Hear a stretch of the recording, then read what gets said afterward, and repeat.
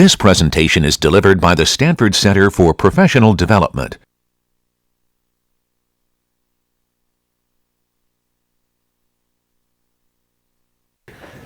Hey there, good afternoon. Welcome to Monday. Today's a big day, right? We've got a couple of recursive backtracking examples that we didn't get to on Friday that I'm gonna talk you through today. And then we're gonna talk a little bit about pointers, the long anticipated introduction to the one of the scarier parts of the C++ language as a kind of a step tone toward building linked lists and the recursive data idea that we will study today and continue into Wednesday. So the two examples I want to do are both based on the same backtracking pseudocode that we were using on Friday, and I just want to go through them. I'm going to do a little bit less attention to the code and a little bit more attention to the problem solving, because at some point I think the problem solving is really where the tricky stuff comes in, and then the kind of turning it into code, there's some details there, but they're not actually as important, so I'm going to de-emphasize that just a little bit here and think more about solving it. So this is the pseudocode for any form of a backtracker, right, that has some sort of, failure and success cases, like when we've run out of choices, we've hit a dead end, or we've hit a goal state, there's no more decisions to make, right? Is this where we want to be, yes or no? And then otherwise, there's some decisions to make, and for all the possible decisions we could make, we're going to try one, be optimistic about it working out, make that recursive call that says that choice was where I wanted to be. If it returns true, or whatever the success return value is, then we return true, right? No need to look any further. That choice was good enough. If it didn't work, then we're going to unmake, try some other choices. If we try all the things available to us and no case, right, did solve ever return true, then we can only conclude that the configuration as given to this call was unsolvable, which is what that return false causes it to back up to some earlier call and start unmaking that next layer of decisions, and then recur further down, eventually either unwinding the entire recursive stack all the way back to the beginning and saying it was totally unsolvable no matter what, or eventually finding some sequence of decisions that will lead to one that will get us to a success case. So the one I'm going to show you here is the Sudoku, which is those little puzzles that show up in newspapers everywhere. They're actually not attributed apparently to the Japanese, but apparently got a lot more popular under its Japanese name than it did under the original English name for it. And the goal of a Sudoku, if you haven't ever done one, right, is it's a 9x9 grid in which you're trying to place numbers, and the requirement for the numbers is such that within any particular row or any particular column or any particular block, which is a 3x3 subsection of that, the numbers 1 through 9 each appear once. So you can never have more than 2 1s in a row, 2 2s in a column, 3 3s in a block, or anything like that. And so there has to be some rearrangement, or in fact permutation, of the numbers 1 through 9 in each row, in each column, in each block, such that the whole puzzle kind of works out logically. So when it's given to you, usually some fraction of the slots are already filled in, and the goal for you is to fill in those remaining slots without violating any of these rules. Now, the sort of pure Sudoku solvers don't really use guessing. It's considered actually poor form. That you're supposed to actually logically work it out by constraints about what has to be true here versus what has to be true there to kind of realize that what choices you have. We're actually not going to be a pure artistic, Sudoku solver. What we're going to do is we're actually going to use a brute force recursive algorithm that's just going to try recursive backtracking, which is to say, make an assignment, be optimistic about it, and if it works out, great, and if not, we'll eventually come back to that decision and revisit it. So what we have here basically is a big decision problem. Of the 81 squares on here, about 50 of them, right, need to be chosen. For each of those 50 squares, right, we're going to do them one at a time and recur on the remaining one. So, choose one. Maybe we'll just go left to right from the top. Choose that one at the top. Make an assignment that works. And so at that point, we'll use the context we have in the problem here. So, for example, if you look at this first row, there's a 1 in this column, so we can't use 1. There's a 2 in that block, so we can't use 2.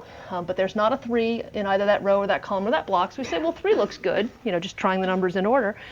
We'll be optimistic, say that works, and say, well, if we planted a 3 here, could we recursively solve the remaining 49 holes and work it out? And so when we get to that next one, we're looking at this one and saying, okay, well, we could put a 1 here, right? Because there's not a 1 in this column, not a 1 in that row, not a 1 in that block. So we'll kind of move on. I'm going to do a little demo of that for you. And the idea is to kind of keep moving our way across, and only when we get to a dead end, based on some of our earlier decisions, will we unmake and come back. So let me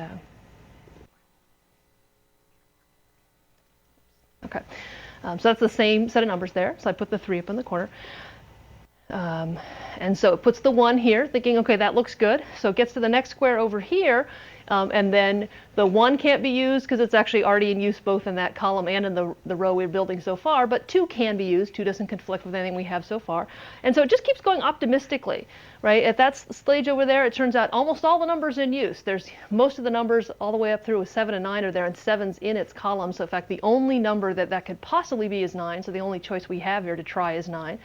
And then we'll place the 7 next to it. And so now we have a whole row that doesn't conflict with any of its blocks and thing, and then we just keep moving on, right? So that is to keep kind of going from top to bottom, left to right. We'll place that 4, place another 1, place a 3. So it's actually choosing them, it's actually going in order from 1 to 9, just picking the first one that fits, right? So when we get to the next square here, right, it can't use 1, it can't use 2, it can't use 3, it can't use 4, it can't use 5 because they're all in that row. It can't use 6 because it's in the column. It can't use 7 because it's in that row, but it should be able to use 8, and so it'll place an 8 there. So it just kind of examines them in sequence until it finds the first one that doesn't violate anything already decided, and then kind of moves optimistically forward. So about this point, right, we're doing pretty well, but we're starting to run into some troubles. If you look at the next one over here, it'll place the 6 there, but then it will, once the 6 is placed there, then it looks to the right and it says, oh, I need to put a 9 there. That's the only number left. It tries all the numbers 1, 2, 3, 4, and it says, that ain't going to work. And so it actually fails on the rightmost column, which causes it to back up to the one right before it and say, well, why don't you try something else here? Well, it looks at 7, 8, and 9. None of those can work either, so it's actually going to back up even further. And say, well, what if we try to put a 9 here? That also doesn't work. So now it's going to start seeing that it's kind of unwinding as the constraints we have made have kind of got us down a dead end, and it's slowly working its way back out to where the original bad decision was made. So it tries again on moving 9 in here and moving across, right? But again, kind of working its way forward, but then kind of backing its way up. And let me go ahead and just run it faster so you can kind of see it. That, it's working on that row for a while, but it's interesting to note that the top row stays relatively constant. It kind of believes that, well, that first 3 must have been good because, we're getting somewhere on that, and it keeps kind of going. And you can see that the activity is kind of always at the kind of tail end of that decision-making, which eventually, right, worked its way out. And so it turns out, right, those 3 ones that we did put in the first spots were fine. That as choices, right, it did work out. We didn't know that when we started, right, but it was optimistic, right? It put it down and then kept moving, and then eventually, right, worked out how the other things that had to get placed to make the whole puzzle be solvable.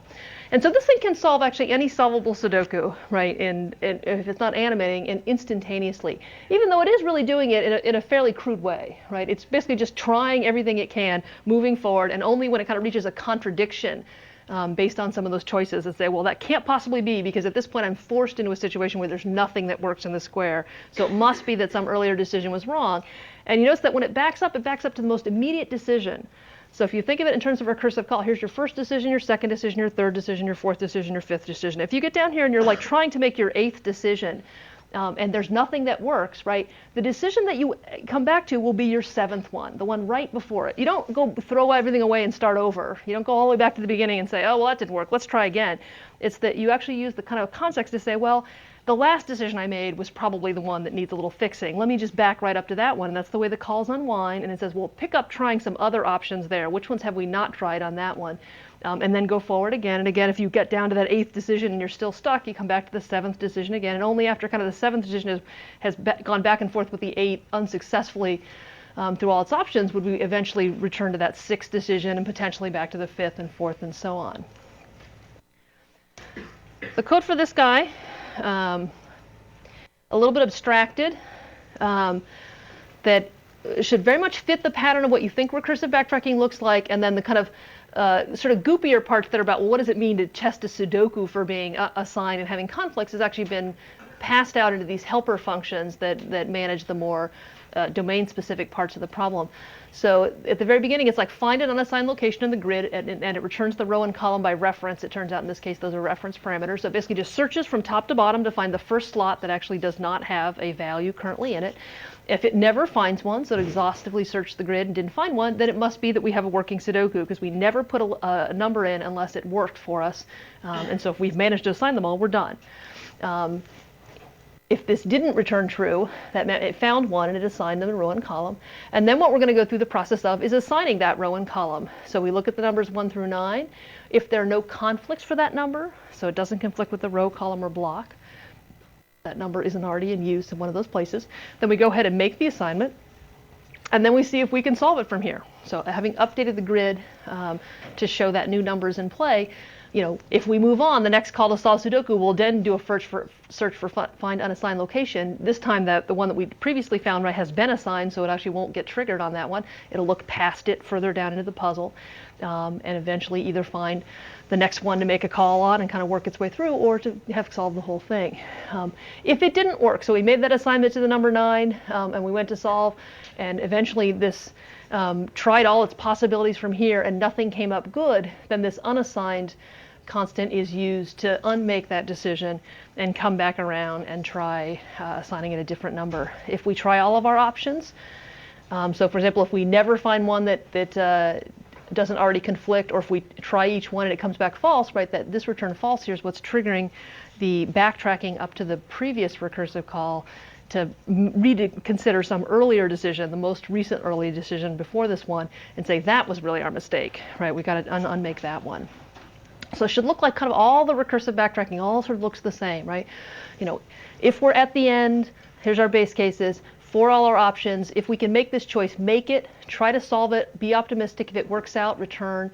Otherwise, unmake it, allow the loop to iterate a few more times, trying again. If all of those things fail to find a solution, then that return false here causes the backtracking out of this decision.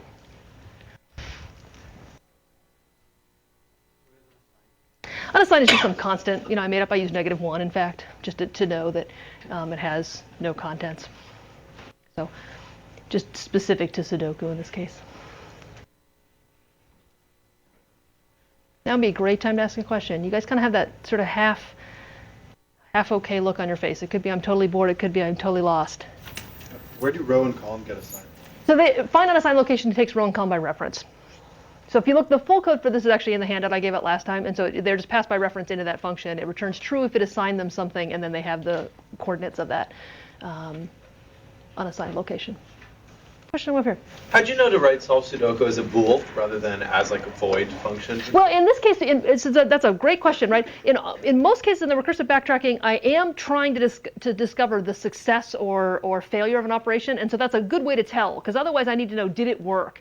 And so if I made it void, then there have to be some other way I figured it out. Maybe, that you have to check the grid when you're done and see that it no longer has any unassigned locations, but the bool is actually just the easiest way to get that information out. So typically your recursive backtracking routine will probably return something.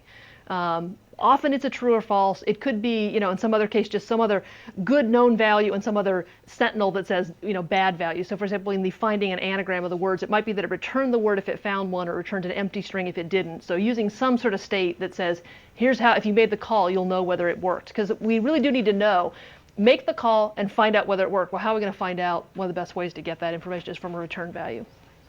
Way in the back. How exactly does the return false trigger the backtracking? So think about this is that, it's hard to think about because you have to kind of have kind of both sides of the recursion in your head. But when, let's say we're on the 5th decision, right? We make the call to solve the Sudoku that's going to look at the 6th decision, right? If the 6th decision fails, it says, I looked at all my choices and none of them worked, right? It's that causes the 5th decision to say, well, go solve for the 6th decision down. Well, the 6th decision came back with a false. It got to this case after trying all its options. Then it's the 5th decision that then says, okay, well, then I better unmake the decision I made and try it again. And so at any given stage, you can think about the caller and the callee. It's saying, I'm making a decision. You tell me if you can make it work from here. If the delegate that you passed on the smaller form of the recursive problem comes back with a return false, it meant I tried everything I could possibly do, but there was no way. The situation you gave me was unworkable. And that says, oh, okay, well, you know what? It must have been my fault, right? I put the wrong number in my box. Let me try a different number, and now you try again. And so they're constantly kind of these, you have to keep active in your mind the idea that there's this whole chain of these things being stacked up, each of them being optimistic and then delegating down. And if your delegate comes back with there was nothing I could do, then you have to revisit your earlier optimistic decision, unmake it, and try again. And so this is the return false that to the outer call, the one that made this solve call, unwinds from. Somebody over here. Can you solve any recursive problem using this? Pretty much any recursive piece of thing can be reformed into a backtracking form, right? You need to do a little bit of like the machination we tried last time about, we'll take a void returning thing and make it return some true or false, and there's kind of like make a decision and be optimistic, see if it worked out. But that kind of rearrangement of the code should work with pretty much all your standard recursion stuff. So any kind of puzzle that actually, like all these kind of jumble puzzles and crossword puzzles and things that involve kind of choosing, right, can be solved with recursive backtracking. It's not necessarily the fastest, right, way to get to a solution, but it will exhaustively try all the options until a sequence of decisions, right, leads you to a goal if there is a goal to be found. And so that if you can think of your problem as a decision problem, I need to make some decisions and then from there make some more decisions and so on, and eventually, right, I will bottom out either at a goal or a dead end, then you can write a recursive problem solving backtracker to solve it. Way in the back. This doesn't have anything to do with recursion, but how did you slow down your simulations? How did I slow it down? I'm just using pause. There's a pause function in our extended graphics library, and you just give it a time. You say 1 second, half a second, and I use that a lot in our demos, for example, for the maze, so that you can actually see what's going on. That way it just animates a little more. It's extended graphics, ext graph.h. Let me show you one more. Kind of just in the same theme, the idea of taking sort of some puzzle that somebody might give you, trying to cast it in terms of a decision problem, right, where you make decisions and then you move on. Can I solve something like these little cryptarithmic puzzles? So here's send plus more equals money. I've got 8 digits in there, 8 letters in there, D-E-M-N-O-R-S-Y, across all of them. And the goal of this puzzle is to assign these letters, 8 letters, to the digits 0 through 9 without replacement, so that if D is assigned to 3, it's assigned to 3 in all places. For example, O shows up 2 places in the puzzle. Both of those are either a 2 or both are 3. There's not one that's 1 and one that's another. And each digit is used once. So if I assigned 2 to O, then I will not assign 2 to D. So what we've got here is 8 letters. We've got 10 digits. We want to make an assignment. What we've got here is some choices. The choices are, for each letter, what digit are we going to map it to? Another way to think about it is if you took these 8 letters and then you attached 2 dashes on the end, and then you considered that the letter's position in the string was the index of it was its digit, it's really just like trying the permutations, right? Rearranging those 10 letters in any of those sequences. So right now, for example, maybe D is assigned 0 and 1 and 2 and so on, and these guys are 8 and 9. Well, if you rearrange the letters into some other permutation, then you've made a different assignment. So in effect, right, what you're looking at is a problem that has a lot in common with permutations, right? I'm going to make an assignment, take a letter off, decide what index it's going to be placed at. So it's kind of like deciding where it would go in the permutation. And then that leaves us with a smaller form of the problem, which has 1 fewer letters to be assigned. And then recursively explore the options from there to see if we can make something that makes the addition add up correctly, that D plus E equals Y means that if D was assigned 5 and E was 3, then Y better be 8 for this to work out. So the first form I'm going to show you is actually just the dumb, exhaustive, recursive backtracking that works very much like the Sudoku problem, where it finds the next unassigned letter, it assigns it a digit of the next unassigned digits, right, and then just optimistically figures that'll work out. After it makes an assignment for all the letters, it says, take the puzzle, convert all the letters into their digit equivalents, and see if it adds together correctly. If so, we're done. If not, then let's backtrack. So I'll show you the code first, because it's actually quite easy to take a look at. Again, it has helper routines that kind of try to abstract the pieces of the puzzle that actually aren't very interesting from kind of looking at just the core of the recursive algorithm. So it looks a lot like Sudoku in that if letters to assign, so it actually keeps this string of the letters that haven't yet been assigned, If there are no more letters in that string, we take one off at each time we assign it. Then we check and see if the puzzle is solved. So that kind of does the substitution and does the math and comes back saying yes or no. If it worked out, we'll get a true. If it didn't work out, we get a false. If we still have letters to assign, then it goes through the process of making a choice. And that choice is looking at the digits 0 through 9. If we can assign it, so looking at that first letter and that digit, and then that's making sure that we don't already have an assignment for that letter, that we don't have an assignment for that digit, sort of make sure that just the constraints of the problem are being met. If we're able to make that assignment, then we go ahead and make a recursive call, having one fewer letters to just make a decision for, and if that worked out, true. Otherwise, we do an unassignment and come back around in that loop. And then eventually the same return false at the bottom, which said, well, given the previous assignments of the letters before we got to this call, there was nothing I could do from here to make this work out. So let me show you this guy working, because you're going to see that it is actually a crazy way to try to solve this problem in terms of what you know about stuff. So I say CS plus U equals fun, a well-known equation. Okay. So I did this little animation that's trying to get you to visualize what's going on at any given stage. So it has the letters down across the bottom, S, U, N, C, O, Y, F. That's the string of letters to assign. It's going to assign it the next available digit when it makes that recursive call. So the first recursive call is going to be about assigning S, and then the next call will be the assign U, and the next call, and so on. So it always gets up to 7 deep on any particular thing. And so it says, okay, well, first digit available is 0. Go ahead and assign that to S. So it's going to make a call there. And then it says, okay, well, look at U. Well, we can't use 0 because 0 is already in use. Well, why don't we assign U to be 1? Okay, sounds good. Keep going. And that'll say, okay, let's get to N. Let's make an assignment for N. It says, oh, look around. Okay, well, 0 is in use, 1's in use. How about 2? Okay, good. And then it assigns this to 3, this to 4, this to 5, and this to 6. Okay, it gets to here and it says, hey, does that work? 30 plus 541 equals 612. No. Okay, well, you know what the problem was? It was F, right? I assigned F to 6. How stupid of me. It can't be 6. Let's make it 7. And then it says, oh no, oh, I'm sorry. 30 plus 541, that's not 712. Oh, how silly. I need to assign F to be 8. And it's going to do this for a little while. A long while for that. And then it says, oh, okay, well, you know what? Given the letters you'd assigned to the first 6 things, when you got to F, I tried everything I could, and there was nothing I could do to fix this. So you know what the problem was? It's not me. It's not me. I'm not the problem. You're the problem. So it returns false from this call at the bottom, having tried all its options, which causes Y to say, oh, yeah, I know I said 5. Did I say 5? I didn't mean to say 5. I meant to say 6. And so it moves up to the 6 option. Again, optimistically saying, that's good, go for it, see what you can do. So it picks 5, that won't work, right? Picks 7. It's going to do this for a long time, right? Because it turns out, right, this is one of those cases where that very first decision, that was one of your problems, right? If you assign S to be 0, there's nothing you can assign U and N to be that are going to work out.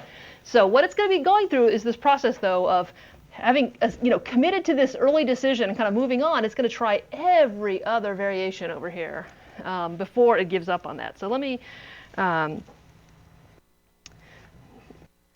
set it to going. Even though CS plus U does equal fun, I guarantee it. We'll let it do some work for a while. So those bars as they grow up are desperation. You can think of that. It's like it's running out of options. It's running out of time, and it's like, earlier, back up. And so you can kind of see how far it's backed up by sort of how tall some of the deeper recursive calls, right, the earlier ones in the sequence. And so it hasn't, revisited any of these decisions because it's really busy over here. But you can see that C is now up to 7. It'll get up to 8. It'll get up to 9. And that was when it will cause itself to say, I tried everything that was possible from C on down, and there was no way to make this thing work out. It must be that the bad decision was made earlier. Let's back up and look at that. And so it'll come back to the decision N, bump it up by 1, and then go again. It's going to do this a long time, right? Go through all the options for N and its neighbors before it comes back and revisits the U. It's going to have to get U all the way up right through, having tried 1, 2, 3, 4. So adding 0 to 1 and 2 and 3 and 4 and discovering it could never make a match over there before it will eventually decide that the S was really where we got ourselves in trouble.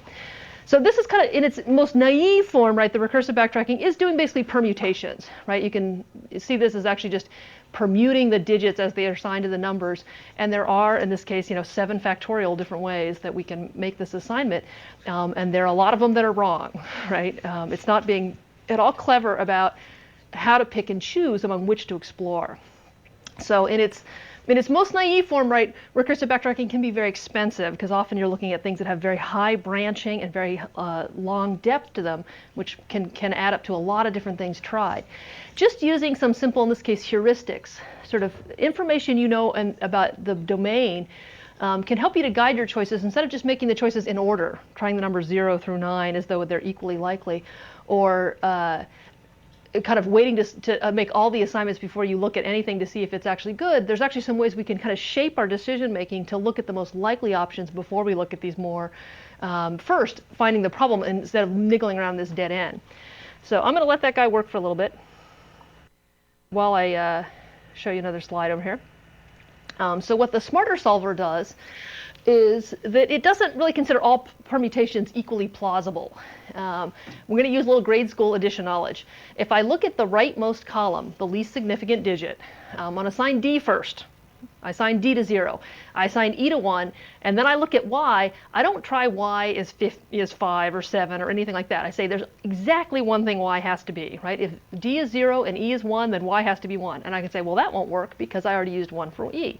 So it'll say, well, that's impossible. Something must be wrong early. Rather than keep going on this kind of dumb dead end, is to realize right away that one of the decisions I've already made, D and E, has got to be wrong. So it'll back up to E, and it'll try 2, 3, 4, very quickly realizing that of all the things you could assign to E, once you have assigned D to 0, you're in trouble. And so it'll quickly unmake that decision about D and work its way down. So using the kind of structure of the problem. So it means there's a little bit more housekeeping about where I'm at and what I'm doing and what's going on, but it is using some real smarts about what part of the tree to explore rather than letting it kind of just go willy-nilly across the whole thing. So let me get that out of the way. And I'll run this one. I say cs plus u equals fun. Okay. So it goes 0 here. It tries the 1. And it says, no, that won't work. How about the 2? No, that won't work, right? Because there's nothing you can assign the end that'll make this work. And so it immediately is kind of failing on this. And even after it tries kind of all 9 of these, it says, no, none of these are looking good. Then it comes back to this decision and says, no, actually S of 0, that wasn't so hot. How about we try S as 1? And then kind of works its way further down. Hello. Okay, so let me try this again. Let me get it to just go. Okay. So it took 30 assignments, 30 different things it tried before it was able to come up with 41 plus 582 equals 623, which does add correctly. It didn't have to unmake once it decided that S was 1. It turns out that was a workable solution, so it didn't have to go very far once it made that commitment, and then you can see it kind of working its way up. So 30 assignments, right, across this tree that has, hundreds of thousands, 7 factorial, a very large number, but very quickly kind of pruning down those things that aren't worth looking at, and so focusing its attention on those things that are more likely to work out using information about the problem. It doesn't really change what the recursion does. It's kind of interesting to think that the same backtracking and recursive strategy is the same in all these problems, but what you're trying to do is pick your options, like looking at the choices you have and trying to decide what are the more likely ones, which ones are not worth trying, right? So sort of directing your decision making from the standpoint of trying to make sure you don't violate constraints that later will come back to bite you and things like that. This one's back here. It's at 13,000. And working hard, getting desperate, doing its thing. Still has not unmade the decision about S is 0, so you can get an idea of how much longer it's going to take. We'll just let it keep going. I'm in no hurry. And let it do its thing.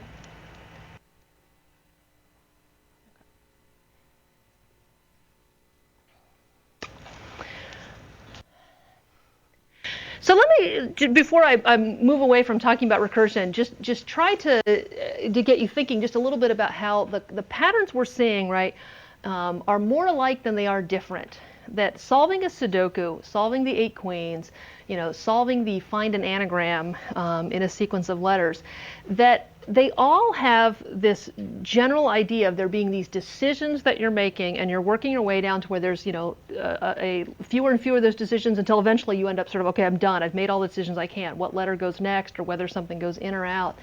And that the two problems that I call the kind of master or mother problems, right, of permutations and subsets are kind of fundamental to adapting them to these other domains. And so I'm going to give you a couple examples of some things that come up that actually are just kind of permutations or subsets or some variation of them. You can help me think about it a little bit. One that the CS people are fond of is this idea of knapsack filling. It's often cast as someone breaking into your house. We're all criminals at heart, apparently, in computer science. And you've got this sack, and you can put 50 pounds of stuff in it, right? And you're looking around, at all the stuff that's up for grabs in this house that you've broken into. And you want to try to pack your sack, right, so that you got 50 pounds of the high-value stuff. So let's say there's like 100 things, right, you could pick up, right, and they weigh different amounts, and they're worth different amounts. What's a strategy for going about finding the optimal combination of things to stick into your sack, right, so that you got the maximum value from your heist? What problem does that look like that you've seen?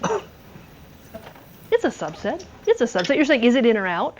Right? So if you look at the, the Wii and you say, oh, should I take the Wii? It weighs this much and it's this much value. Well, let's try it in and see what happens, right? And see what else I can stuff in the sack with that, right? And then see how well that works out. I should also try it with it out.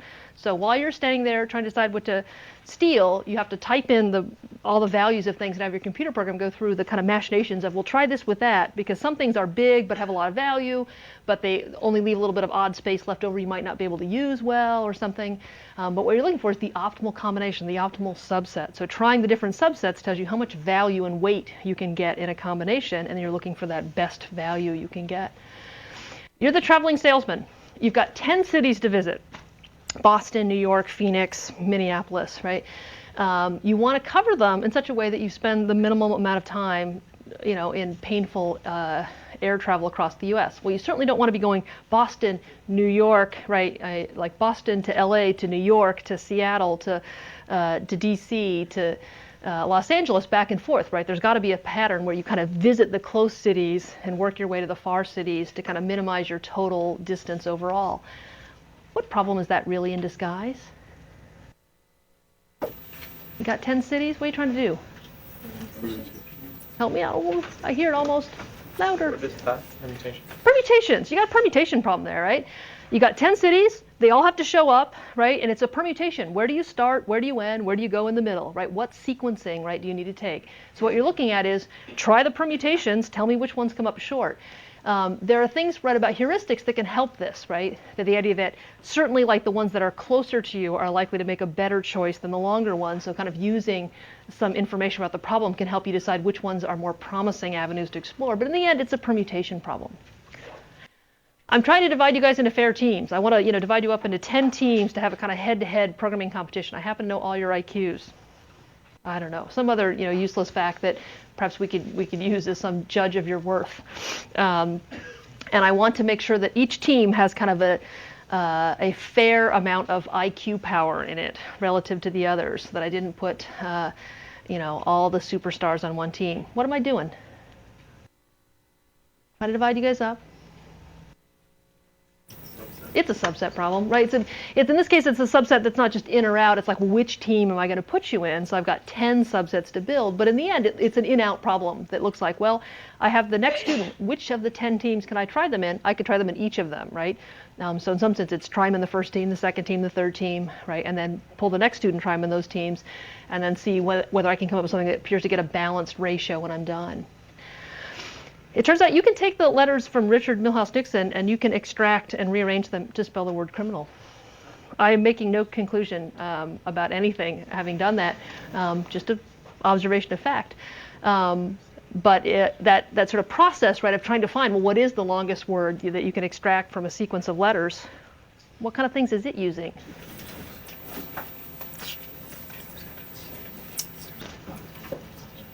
Anything you've seen before?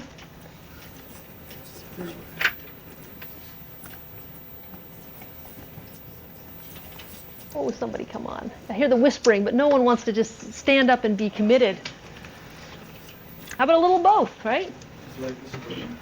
The what? Is it like Sudoku? A little bit like the Sudoku, right? It's got a permutation sort of backing. It's also got a little bit of a subset backing, right? The idea is that I'm not choosing all the letters from this. So in fact, there's a subset process, which is deciding whether it's in or out. And then there's a permutation problem, which is actually rearranging them, right? That picking the C and the R and the I and the M and then kind of rearranging them. So in fact, it has kind of a little bit of both, right? Which is what sequence of letters can I extract and then rearrange to make a word. Would end up using kind of elements of both of those kinds of recursion sort of mixed together.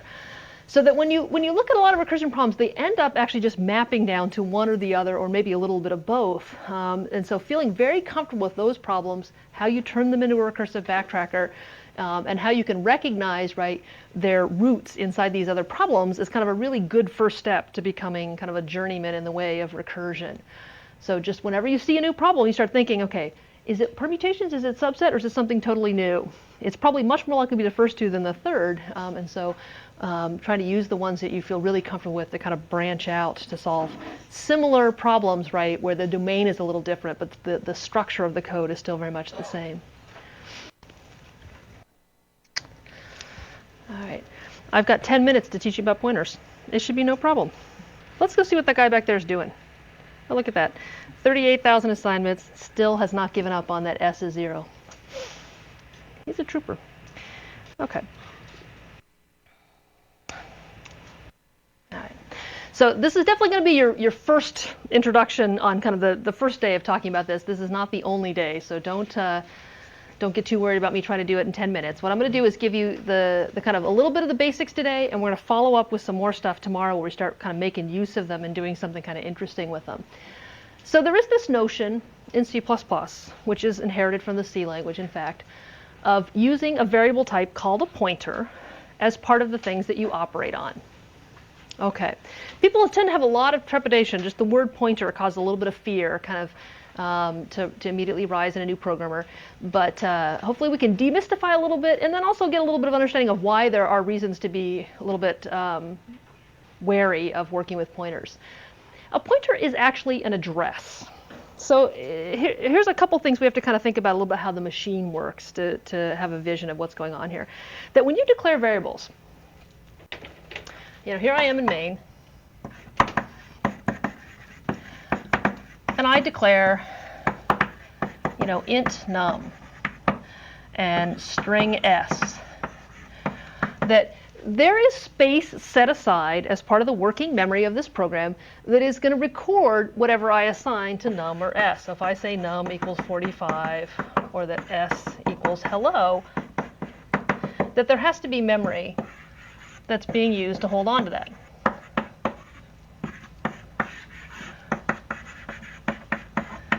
And as you declare variables, right, more of this space is set aside. And when you initialize it, when you read to it, when you write to it, right, that space is being accessed and updated as you go through. When you open a new scope, right, new variables come into scope. When you close that scope or leave that function, that space gets deallocated. Kind of all this happens on your behalf without you actually taking a really active role in it. But in fact, you do have to have a little bit of understanding of that to kind of get the idea of what a pointer is about. Is that there is this just big sequence of data, starting from an address 0. You can think of these things as actually having a little number on them. So maybe this is number 1000, and this is number 1004. In this case, assuming that we're numbering by the byte, which is the smallest chunk of memory we can talk about, and that an integer requires 4 of those bytes to store all the different patterns for different kinds of numbers, so that the bytes from 1000 to 1003 are reserved for holding on to the information about 45, and then from 1004 to however big a string is, which we don't even really know how big that is, so we'll kind of leave it a little bit vague here, is going to be set aside for storing the information about that string. Okay. So usually it's of interest to the compiler writer to know where things are being stored and what's going on. But it also turns out to be somewhat useful for us to be able to talk about something by address. Instead of saying the variable whose name is num, I can talk about the variable who lives at location 1000.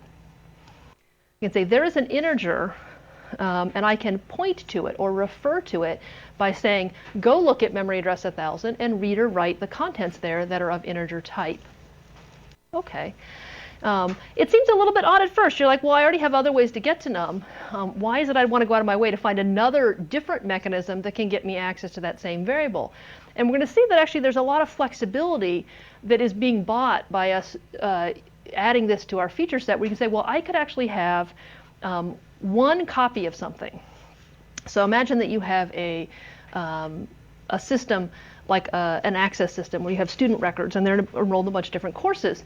That you're enrolled in 4 or 5 different courses, that when it comes time for a class to know who's in their list, it might be handy for them, instead of actually having a copy of that student's information, to have a pointer to one student record and have a lot of different places where there are additional pointers taken out to that same location and says, go look at the student who's at address 1000. I have the students at address 1000, at 1026, at 1035, whatever those places are, and that's one way I can talk about what students I have, and those same student addresses might show up in someone else's class list in Math 51 or Physics 43 or whatever, and that we are all referring to one copy of the student data without duplicating it. So this idea of being able to refer to stuff not just by name but by where it lives is going to give us some flexibility in terms of how we build things out of that. So let me kind of show you a little bit of the basic operations, and I'll talk a little bit along the way about this thing about why they're scary, because using memory access as your way to get to some things is a little bit more error prone and a little bit harder to deal with than some of the more other operations we have. So what I'm going to show you here is a little piece of code that shows some simple use of pointers. All right, so I'm going to draw some of the variables that are going on here. This is main, and it declares an integer whose name is num. So I'll draw a box for that. And it declares 2 pointer variables. So the addition of the asterisk by the name there says that P and Q are pointers to integers. So P and Q themselves are variables that live in the stack. So all the local variables we say live in the stack. They are automatically allocated and deallocated. When you enter a routine, the space for them comes into being. When you leave it, it goes away. And that P and Q are designed not to hold integers themselves. They don't hold numbers, but they hold the address of a number somewhere else. And so the first thing I did with P there was to assign it the address of a new integer variable that came out of the heap. So the new operator is like the new operator in Java. It takes the thing you want to create one of, it makes one of those in the heap, and it returns to you its address. In that way, it works exactly like in Java. So in fact, Java actually has pointers, despite what anybody ever told you, that the way you create objects and you use new to access them and stuff like that is exactly the same as it is in C++, and it is pointers behind the scene. So I say P gets the value of a new integer. This memory over here is called the heap. So this is not to confuse you with the idea of the stack ADT we've been using, the stack class, but it does it helps you to remember that the stack actually like by virtue of the way function calls get made, main calls A, which calls B, which calls C, that memory actually is laid out like a stack. The heap is just this unordered, crazy pile of stuff. I asked for new integer, so this might be address 1000, this might be address 1004, this might be address 1008. Typically, the stack variables are laid out right next to each other. This could be like address 32,016 or something over here, some other large address. So I've assigned P to be that thing. So what actually got written into P's box is behind the scenes, there really is the number, the address 32,016, but I'm going to draw it as an arrow to remind myself that what it is it's a location of an integer stored elsewhere. The dereference operator, which is the first thing we see on this next line, says to follow P and assign it a 10. So this is taking that address that's in P, using it as a location to go look up something, and it says, and go right to that location in address 3216, the number 10.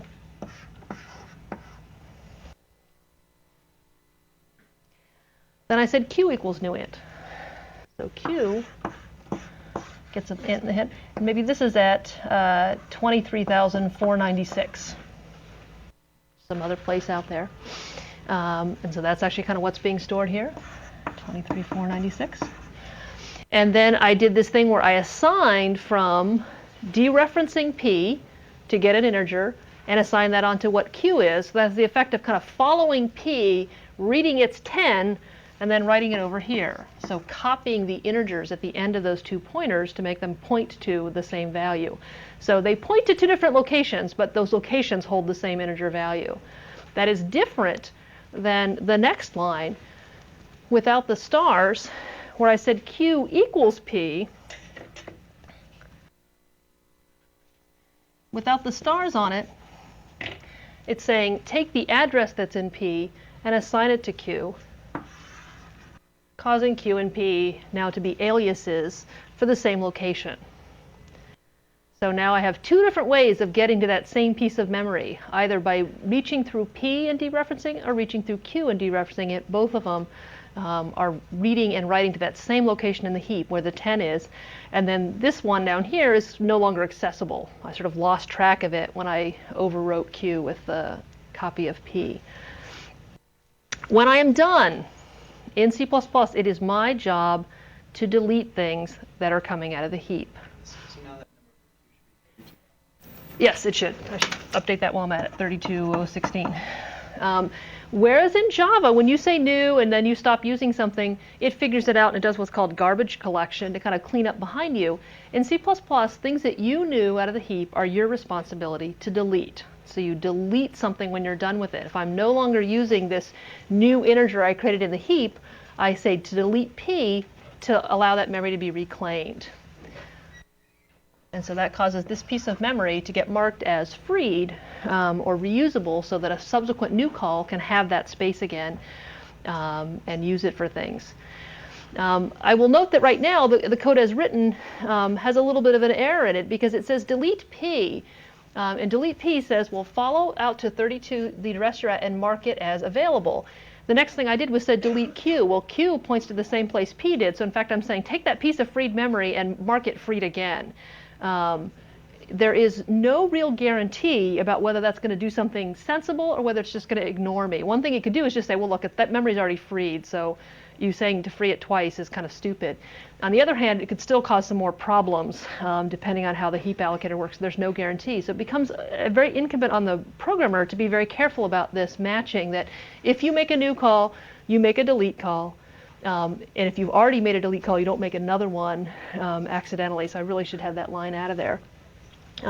The piece of memory that Q originally pointed to, right, I no longer have any way to get to. And so I have no way of making a delete call to it and freeing it. And so this little piece of memory we call an orphan.